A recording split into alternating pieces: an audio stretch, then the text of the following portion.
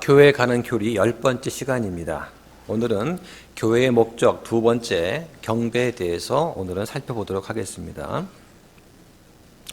교회를 모이는 가장 중요한 세 가지 이유가 있습니다.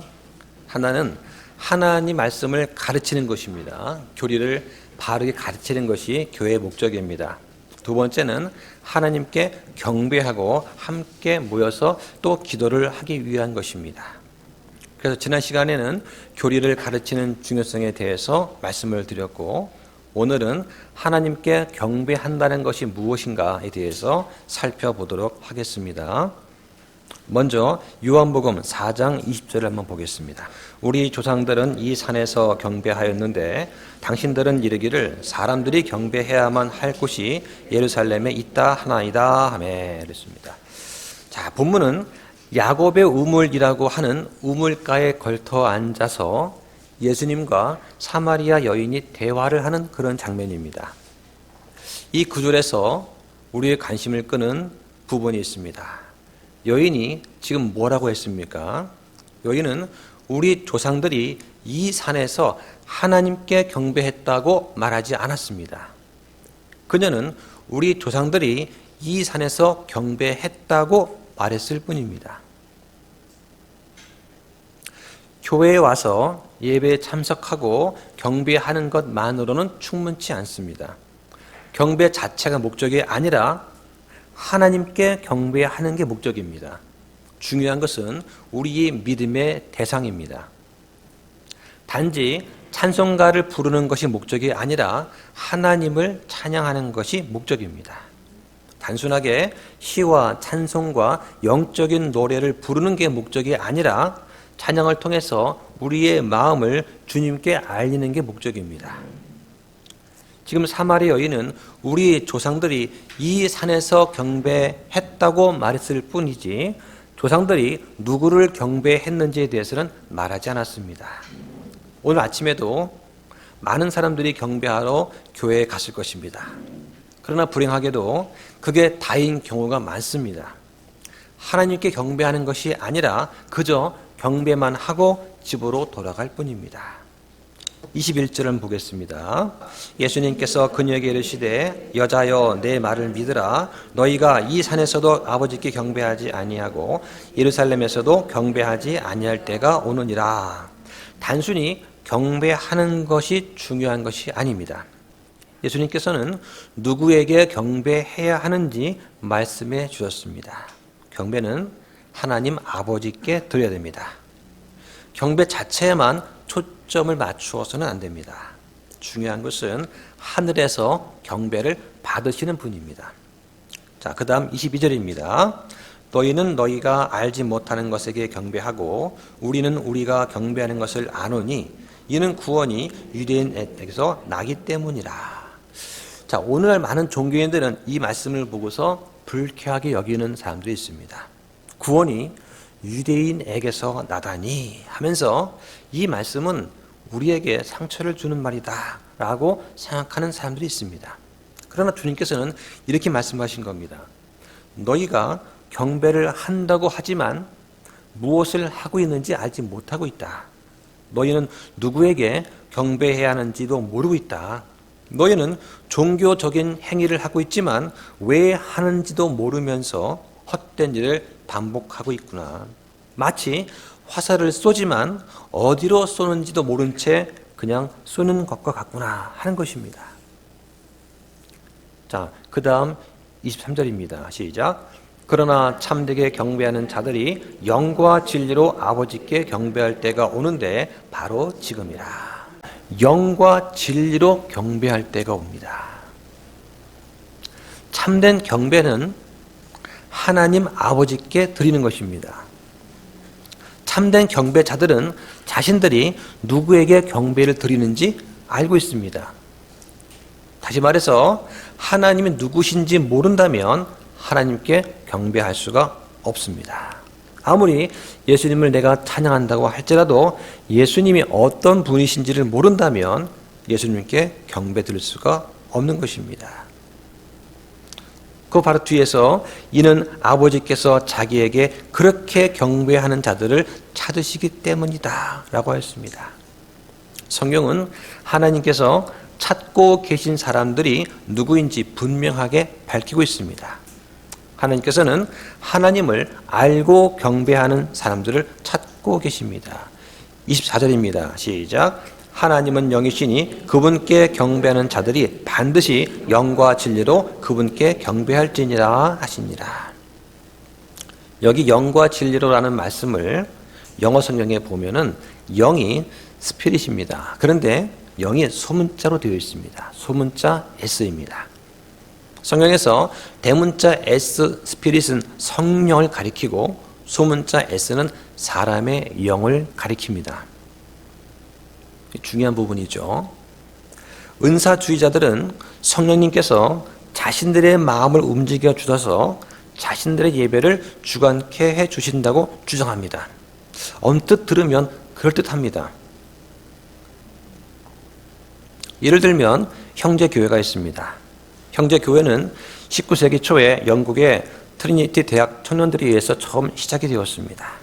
형제교회의 특징은 모든 사람이 다 제사장이다. 따라서 교회 목사는 필요 없다고 주장합니다. 꼭 목사가 있어서 목사가 예배를 인도하고 주관해야 될 필요가 없다고 합니다.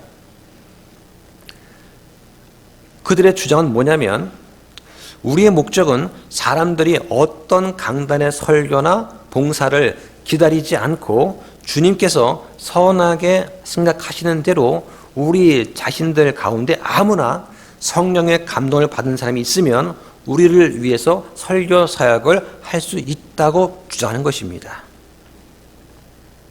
지금도 형제교회는 목사 제도를 부정합니다.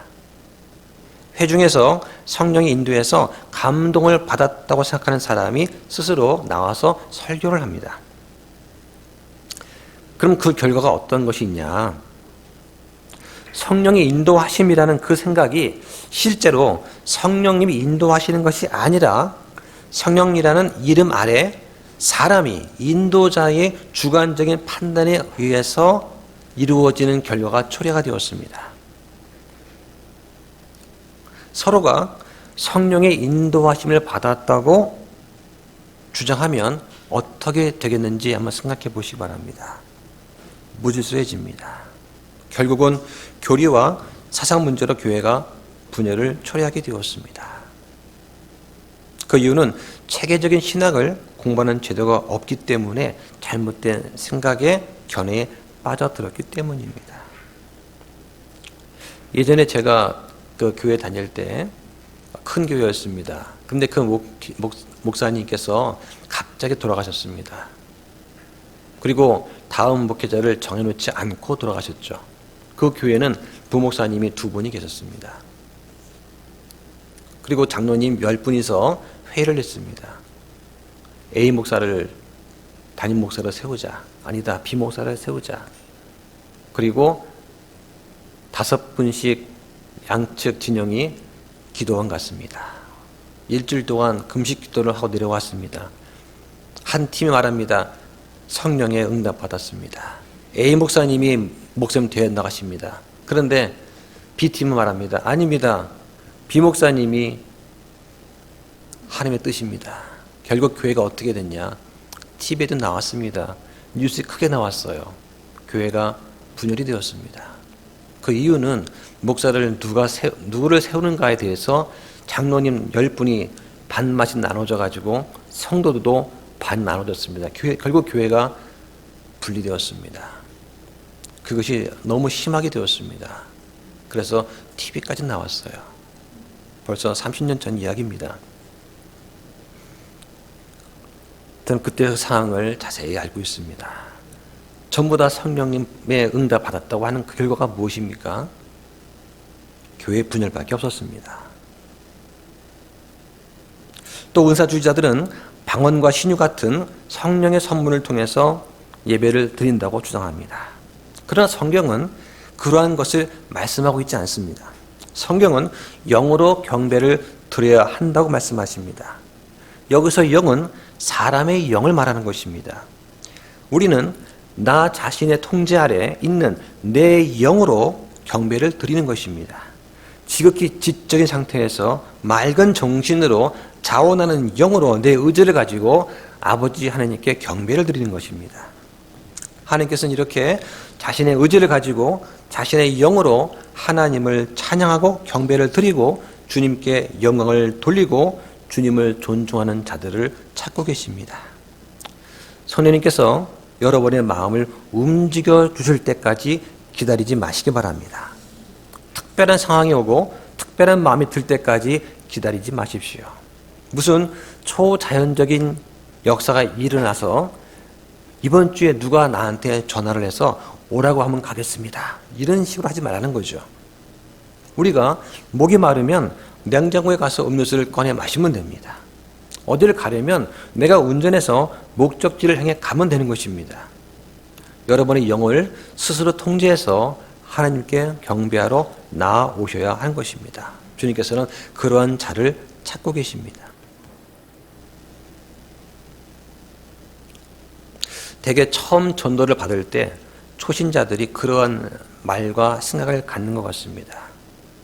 마음속에 하나님을 경배하고 싶은 욕구가 막 생기기를 기다리거나 또는 어떤 특별한 존재가 내 마음을 강하게 움직여서 이번 주에 교회를 가야 되겠다. 이렇게 주장을 할 때까지 내가 기다리리라. 이런 생각을 혹시 갖는다면 그 사람은 초신자입니다. 하나님을 경배하고 싶은 마음이 들지 않을 때에도 하나님을 경배하러 나오는 사람을 하나님은 찾고 계십니다. 오늘은 정말 교회에 가기 싫어 하는 생각이 들 때가 있습니다. 하나님께 경배를 드리는 것은 내가 드리고 싶을 때만 드리는 것이 아닙니다. 내가 직장에 가기 싫다고 해서 안 갈 수는 없습니다. 하나님은 우리가 하기 싫을 때도 내 마음을 바꾸고 내 의지를 사용해서 주님께 경배하는 것을 원하십니다. 이것이 바로 우리가 영으로 경배하는 것입니다. 그 경배하는 이유는 우리한테 있지 않습니다. 우리는 하나님 때문에 경배하는 것입니다. 우리가 행한 것이 아니라 하나님께서 우리를 위해서 행하신 그 일 때문에 경배를 드리는 것입니다. 하나님께서 우리를 위해 해주신 일, 그것이 중요한 것입니다. 성경은 반드시 영과 진리로 그분께 경배하라고 말씀하십니다. 만일 여러분이 다녔던 교회가 예배 시간에 방언을 하고 춤추고 뛰노는 그런 은사주의 교회였다면 여러분은 그리스도인의 경배가 무엇인지 모를 겁니다. 적어도 신약 성경에서 말하는 그러한 경배는 그런 것이 아닙니다. 참된 경배는 육신으로 드리는 것이 아니라 영과 진리로 드리는 것입니다. 반드시 진리에 따라서 진리로 드려야 됩니다. 내가 알지도 못하고 의미도 없는 이상한 소리를 지르는 것은 진리로 경배하는 것이 아닙니다. 또 병을 고쳐준다고 하면서 쓰러뜨리는 것도 절대로 진리로 경배하는 것이 아닙니다. 왜냐하면 이 진리의 말씀 속에는 그러한 것이 없기 때문입니다. 방언을 하면서 방방 뛰는 것도 하늘의 언어를 말하는 것이 아닙니다. 일시적으로 내가 천사처럼 된 것도 아닙니다. 그것은 진리로 경배하는 것이 아닙니다. 그래서 우리 주변에는 그러한 진리를 모르는 사람들이 있습니다. 내가 원하는 대로, 내가 하고 싶은 대로 경배하고 있습니다. 그건 바른 경배가 아닙니다. 하나님께서는 바르게 경배하는 사람들을 찾고 계십니다. 하나님은 그런 경배를 받기에 합당하신 분이십니다. 그런데 하나님께서 그런 사람들을 찾는다는 것은 정말 슬픈 일입니다. 하나님께서 구원받지 못한 사람들을 찾는다는 것도 서글픈 일입니다. 왜냐하면 구원받지 못한 사람들이 먼저 하나님을 찾아가야만 하는 것입니다. 그런데 구원받지 못한 사람들은 찾지 않습니다. 그래서 하나님께서 먼저 찾아 내려오신 것입니다. 마찬가지로 구원받은 사람들도 하나님께 바르게 경배해야 합니다. 그런데 바르게 경배하지 않았습니다. 그래서 하나님께서는 경배하는 자들을 찾아오신 것입니다. 이제 요한복음 5장 23절 한번 보겠습니다. 이것은 모든 사람이 아버지를 공경하는 것 같이 아들을 공경하게 하려 함이니라. 아들을 공경하지 아니하는 자는 그를 보내신 아버지를 공경하지 아니하느니라. 우리가 하나님을 경배할 때 무엇을 해야 됩니까? 우리는 하나님을 높여드려야 됩니다. 우리는 창조자를 높여야 됩니다. 구원자를 높여야 됩니다. 우리의 필요를 채워주시는 분을 높여야 됩니다. 우리에게 복 주시는 분을 높여야 됩니다. 또한 모든 선한 선물을 주시는 분을 높여야 됩니다. 우리의 혼을 사랑하시는 분을 높여야 됩니다. 우리는 하나님을 높여들어야 마땅합니다. 그런데 사람들은 항상 눈에 보이는 무엇인가를 원합니다. 사람들은 눈에 보이지 않는 하나님보다 눈에 보이는 모세를 따르기를 원했습니다. 모세가 시내산에 올라가서 안 내려오니까 눈에 보이는 금송아지를 섬기기 원했습니다. 지금도 눈에 보이지 않는 하나님보다 눈에 보이는 마리아 형상 앞에 나와 기도하는 사람들이 있습니다. 그런 경배는 결코 진리에 따른 것이 아닙니다. 우리는 보이지 않는 하나님을 마음으로 섬기고 있습니다. 그러나 진리를 모르는 사람한테는 이게 결코 쉬운 일이 아닙니다. 그래서 종교가 등장합니다.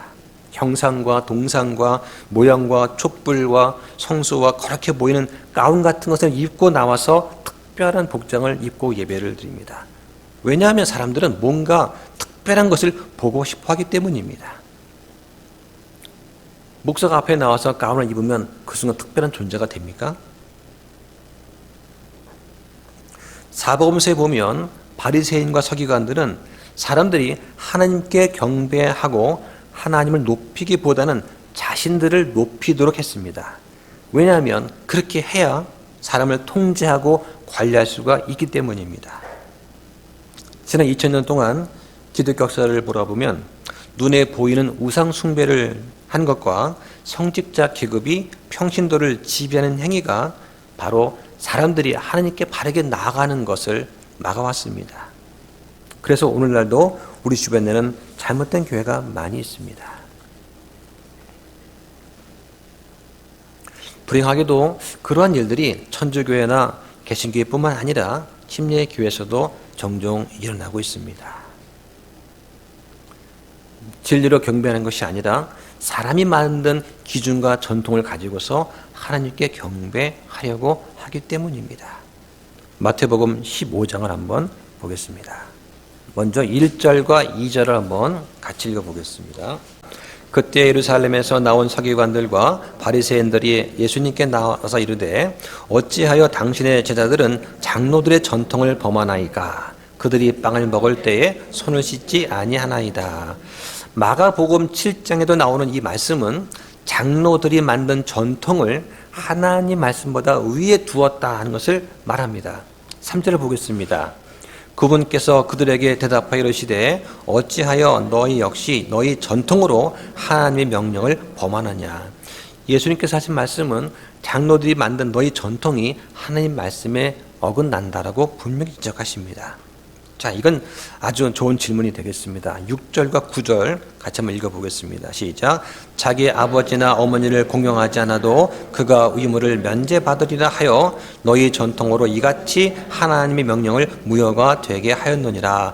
너희 위선자들아, 이사야가 너희에 대해 잘 대언하였도다. 그가 이르되 이 백성이 자기 입으로는 내게 가까이 오며 자기 입술로는 나를 공경하나 그들의 마음은 내게서 멀리 있고 오히려 그들이 사람들의 명령들을 교리로 가르치며 내게 헛되이 경배하는도다 하였느니라 하시니라.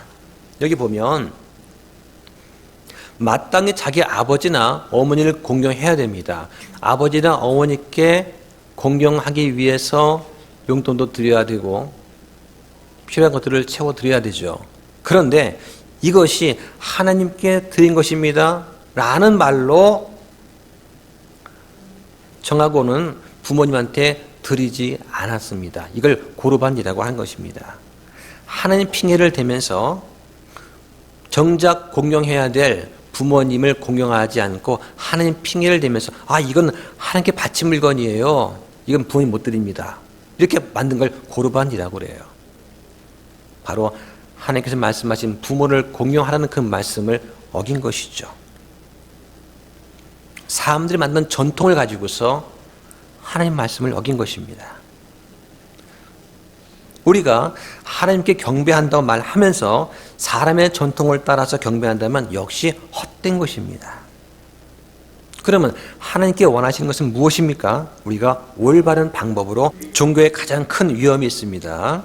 그것은 바로 하나님께 경배하기를 원하는 사람을 데려다가 이상한 방법으로 경배하게 해서 결국 하나님께 바르게 나아가지 못하게 막는 것입니다. 이것이 바로 북이스라엘과 남유다가 멸망한 주 원인입니다. 무신론자는 교회에 가지 않습니다.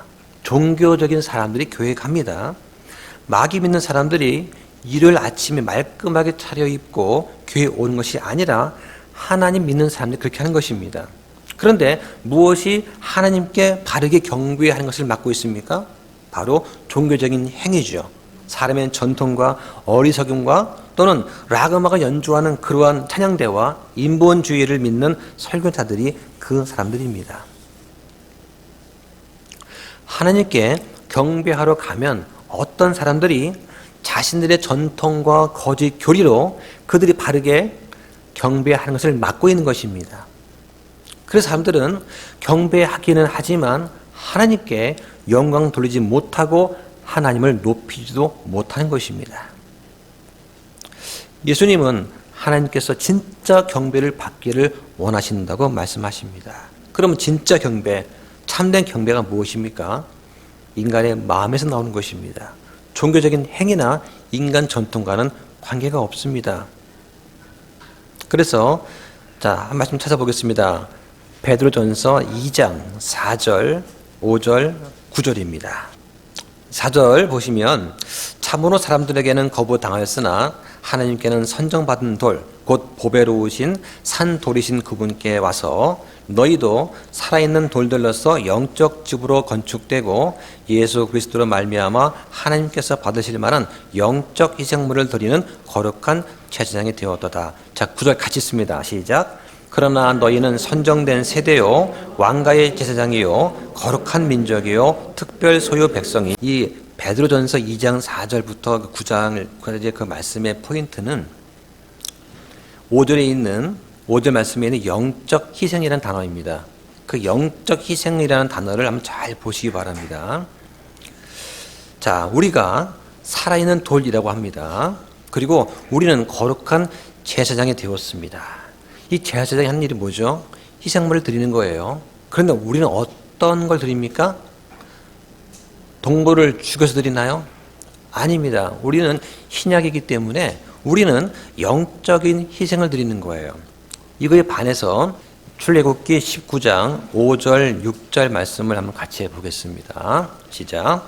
그러므로 이제 너희가 참으로 내 목소리에 순종하고 내 언약을 지키면 너희는 내게 모든 백성들보다 뛰어난 특별 소유 보물이 되리니 이는 온 땅이 내 것이기 때문이라.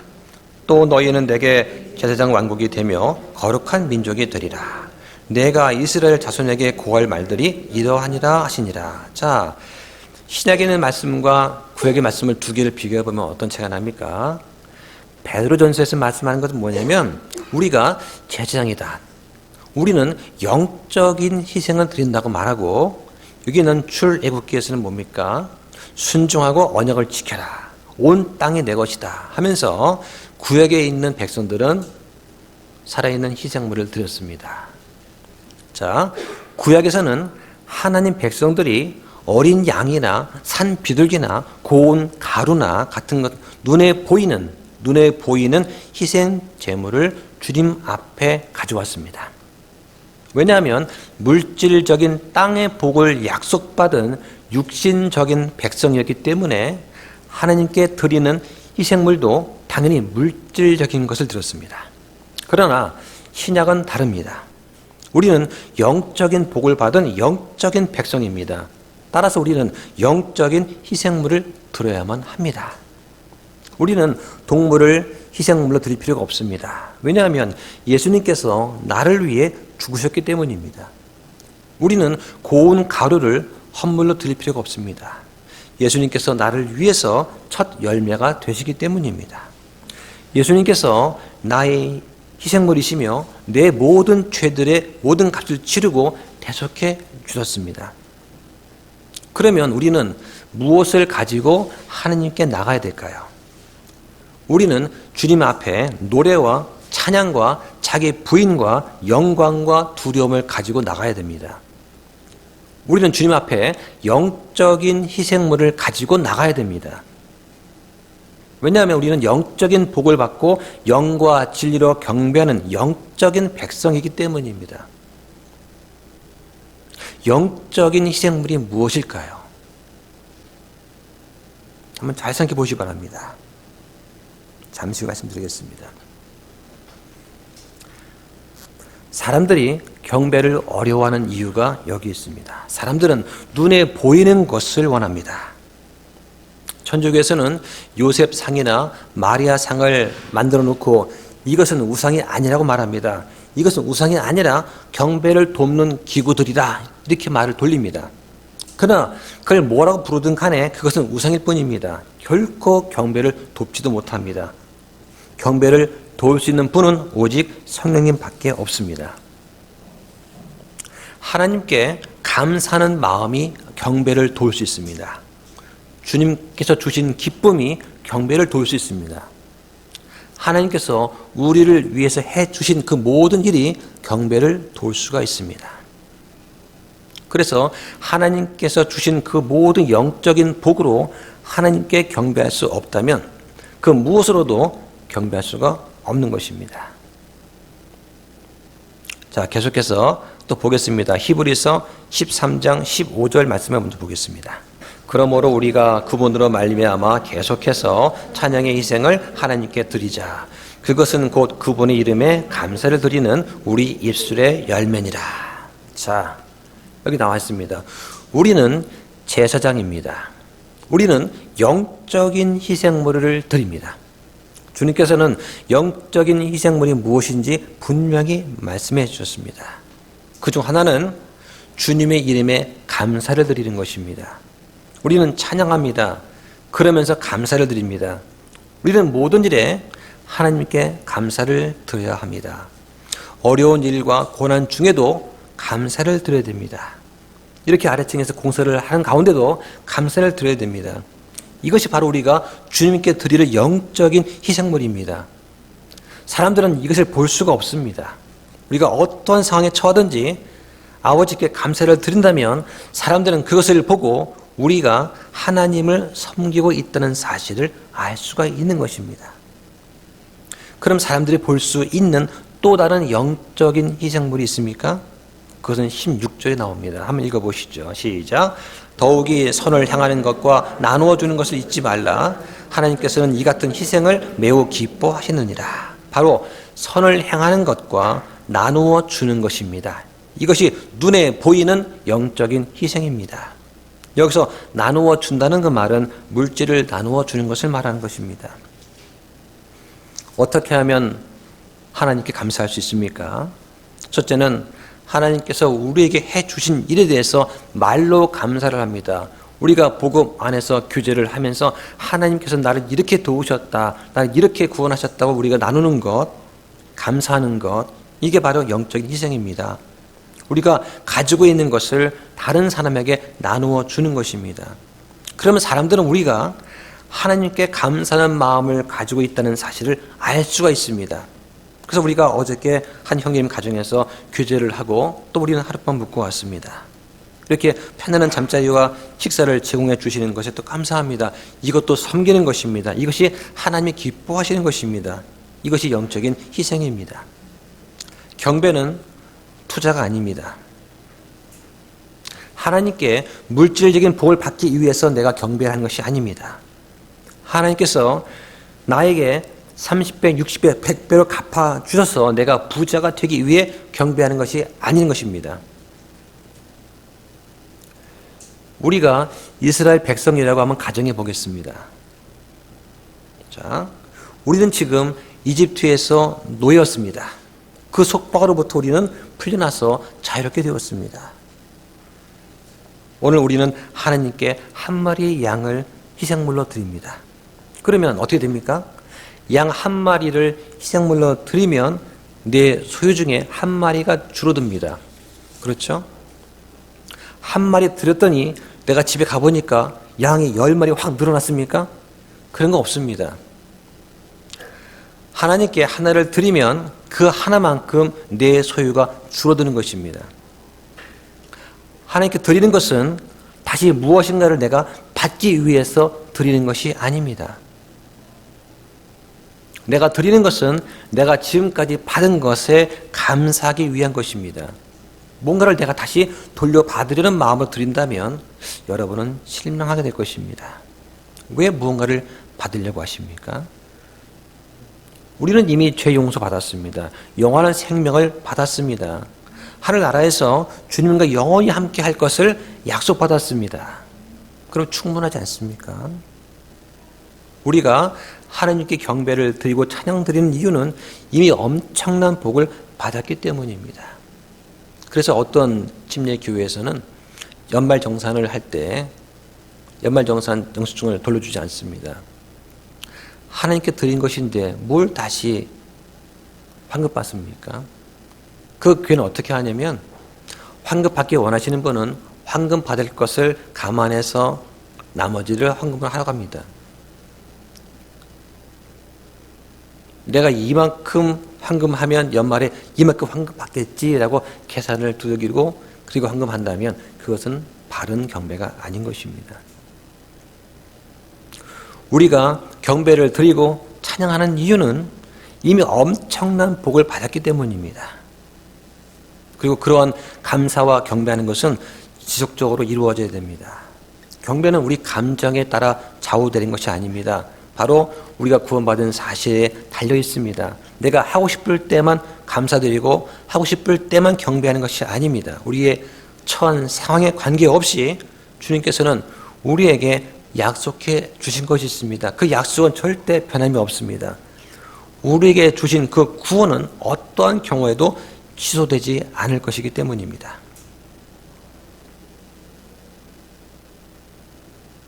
내가 경배하고 싶지 않을 때, 힘들 때, 낭망이 들 때, 찬양하고 싶지 않을 때도 경배를 한다면 그것이 바로 희생물입니다. 지금 우리가 처한 상황을 보면 어떨 때는 도저히 찬양할 수가 없다고 느낄 때가 있습니다. 그렇다 하더라도 그 처한 상황이 하나님께서 우리에게 약속해 주실 그 약속에는 절대 어떤 영향도 주지 않습니다.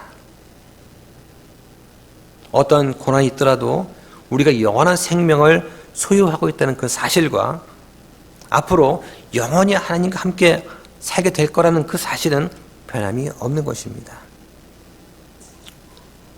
신약에서 바울은 감옥 안에서 하나님께 경배하고 감사하고 찬양을 합니다. 아주 놀라운 일입니다. 복음을 전하다가 돌에 맞고 핍박을 받아도 여전히 아버지께 감사를 드리는 사람들이 성경에는 나옵니다. 이것이 바로 성경에서는 영적인 희생물이라고 부르고 있습니다. 그래서 우리가 그리스도의 고난에 동참하라고 권면하는 것입니다. 그것이 영적인 희생이기 때문입니다. 그 다음에 찾아보겠습니다. 고린도전서 11장 23절과 25절입니다. 내가 너희에게 전해준 것은 내가 주께 받은 것이니 곧 주 예수님께서 배반당하신 바로 그 밤에 빵을 집어 감사를 드리신 뒤에 그것을 떼시며 이르시되 받아서 먹으라. 이것은 너희를 위해 찢긴 내 몸이니 나를 기억하여 이것을 행하라 하시고 저녁 식사 뒤에 또한 그와 같은 방식으로 잔을 집으시고 이르시되 이 잔은 내 피로 세우는 새 상속 언약이니 너희가 그것을 마실 때마다 나를 기억하여 이것을 행하라 하셨느니라. 자, 여러분은 빵을 떼는 것과 잔을 마시는 것의 의미를 아마 아실 겁니다. 그런데 주님께서 이 말씀을 하신 바로 그날 어떠한 일이 벌어졌습니까? 예수님께서 배반당하십니다. 주님께서는 자신이 배반당하시는 바로 그 밤에 아버지께 감사를 드리며 경배하고 계신 것입니다. 예수님은 모든 것을 다 알고 계셨습니다. 자신의 미래를 이미 내다보고 계셨습니다. 자신을 배반할 자가, 그것도 제자가 그 자리에 있는데도 전혀 개의치 않으셨습니다. 이것이 바로 영적인 희생입니다. 마지막으로 한번 찾아보겠습니다. 히브리서 10장 24절 25절입니다.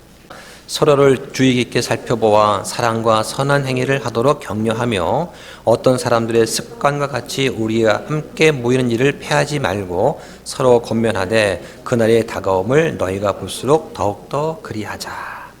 우리는 무엇을 해야 됩니까? 함께 모여야 됩니다. 얼마나 자주 모여야 됩니까? 가능하면 자주 규칙적으로 모여야 됩니다. 지금보다 더 자주 모여야 됩니다. 왜냐하면 성경은 그 날이 다가옴을 볼수록 더욱 그리하자고 말씀하고 때문이다. 우리는 주님께서 오실 때가 가까울수록 더 열심히 모여야 됩니다. 열심히 모이다 보면 우리 안에 부족한 지체를 발견하게 되고 믿음이 약한 자를 도울 수가 있습니다.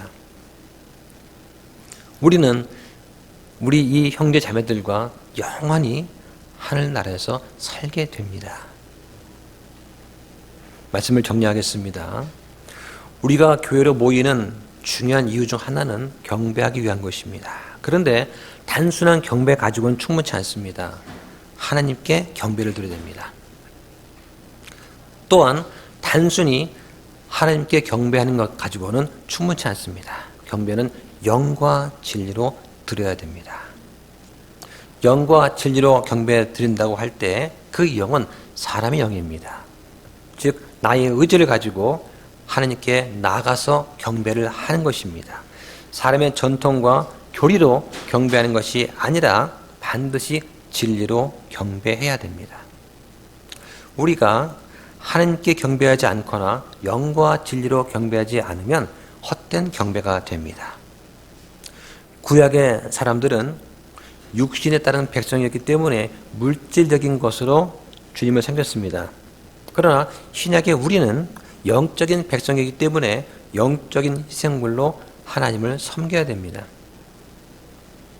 우리가 드리는 오늘 찬양과 감사와 기도가 영적인 희생물입니다. 우리가 처한 상황이 어려울 수 있습니다. 그럼에도 주님께 찬양을 드리고 감사를 드리시기 바랍니다. 그 이유는 우리가 물질적인 복을 받기 위해서가 아닙니다. 우리는 이미 영적인 복을 충분히 받았습니다. 또 약속도 받았습니다. 우리는 하늘나라에서 영원히 함께 모였을 것입니다. 그리고 우리가 어제 모인 것처럼 우리가 모이는 것은 앞으로 영원히 함께 있을 그 모임을 미리 연습하고 예배하는 것입니다. 우리는 그런 모임에 익숙해질 필요가 있습니다. 기도하고 마치겠습니다.